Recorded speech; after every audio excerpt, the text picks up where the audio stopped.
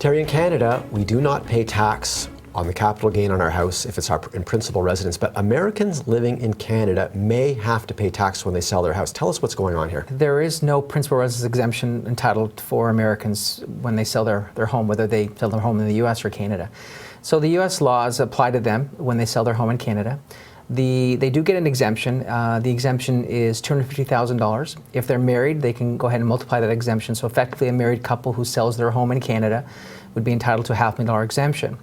The problem is that many Canadians have large appreciation with respect to Toronto, Vancouver. Yeah. So in that case, what happens is the exemption would apply, but if anything over and above that, then they'd be subject to long-term capital gain tax rates in the US. And presently, those rates are 15%. The problem is we've got a couple more rates that could kick in depending on the size of their overall world income, because Americans are taxed on their world income, including this capital gain.